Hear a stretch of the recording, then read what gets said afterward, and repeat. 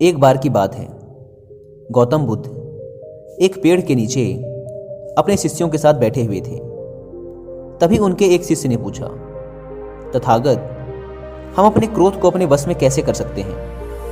गौतम बुद्ध ने कहा, इसके लिए मैं तुम्हें एक कहानी सुनाता हूं। इस कहानी को सुनने के बाद तुम अपने क्रोध को वश में करना सीख जाओगे।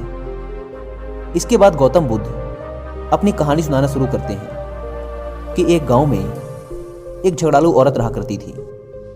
अक्सर वो छोटी छोटी बातों पर गुस्सा हो जाती और गुस्से में किसी को भी गालियां दे देती और भला बुरा सुना देती। लेकिन जब कुछ समय पश्चात उसका गुस्सा उतरता तो उसे अपने किए हुए पर बहुत पछतावा होता। उसके परिवार के सभी सदस्य उसके इस गुस्सैल स्वभाव से बहुत परेशान रहते थे। उस घर में हमेशा ही एक लड़ाई और अशांति का माहौल बना रहता था। उस औरत के क्रोधी स्वभाव के कारण उसके पड़ोसी भी उसे पसंद नहीं करते थे और इस बात की समझ उस औरत को भी थी कि उसके गुस्सैल स्वभाव के कारण उसे कोई पसंद नहीं करता।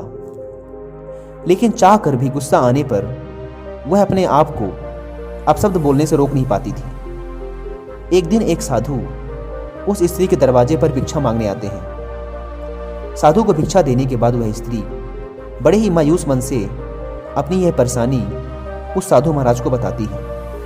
वह कहती है, साधु महाराज, मुझे बहुत जल्दी गुस्सा आ जाता है और मैं चाह कर भी अपने गुस्से को रोक नहीं पाती हूँ। कृपया कर मुझे कोई उपाय बताएं जिससे मैं अपने गुस्से को काबू में कर सकूं।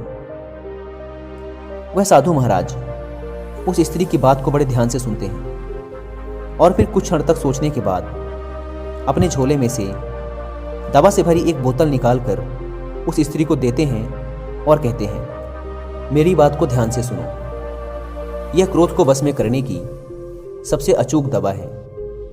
अब से जब भी तुम्हें क्रोध आए और किसी को कुछ अपशब्द कहने का मन करे तो अपनी जीभ पर इस दवा की 4 बूंदें डाल लेना और कम से कम 10 मिनट तक अपने मुंह को बंद रखना।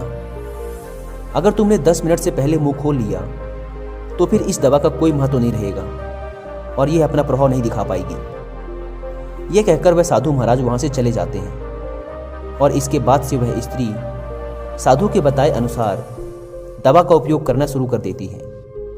जब भी उसे गुस्सा आता वह उस दवा की 4 बूंद अपनी जीभ में रख लेती और कम से कम 10 मिनट तक उस दवा को मुंह बंद कर जीभ में ही रखती और फिर गुटक लेती। इस प्रक्रिया को अगले 15 दिन तक करने के बाद ही उस औरत की गुस्सा करने की आदत छूट जाती है। और फिर 1 महीने बाद जब वह साधु महाराज दोबारा उसके दरवाजे पर भिक्षा लेने आते हैं तो वह दौड़ी दौड़ी उन साधु महाराज के पैर पकड़ लेती है और कहती है, महाराज, आपकी दवा ने तो मुझ पर जादू कर दिया। आपकी दवा के प्रभाव के कारण अब मुझे बात बात पर गुस्सा नहीं आता और अब मेरे घर परिवार में भी शांति का वातावरण रहता है। अब मैं बहुत खुश हूँ महाराज।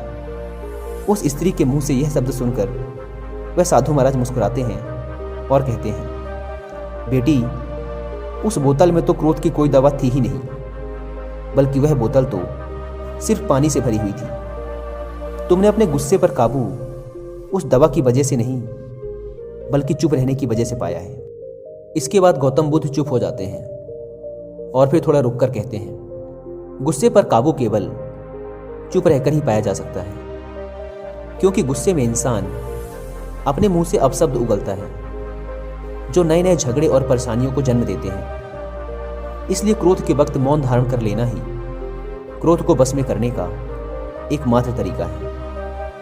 दोस्तों, हम हमारी लाइफ में भी कितनी छोटी छोटी बातों पर गुस्सा हो जाते हैं, अपना आपा खो बैठते हैं और फिर बाद में हम पछताते हैं कि काश गुस्सा ना किया होता।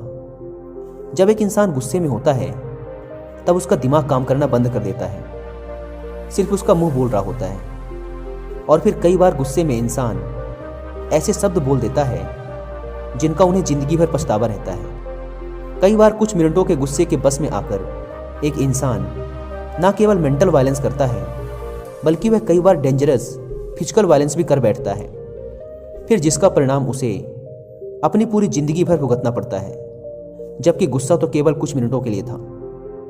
अगर हम गुस्से के उन कुछ पलों पर शांत रह पाएं तो हम अपनी लाइफ की बहुत सी लड़ाई झगड़ों और प्रॉब्लम को शुरू होने से पहले ही ख़त्म कर सकते हैं। इसलिए अब जब भी अगली बार गुस्सा आए तो दिमाग को शांत रखते हुए उस दवाई के कुछ बूंद अपने मुंह के अंदर डालिए और कुछ समय तक अपना मुंह बंद रखिए और आप आने वाली कई समस्याओं से बच जाएंगे।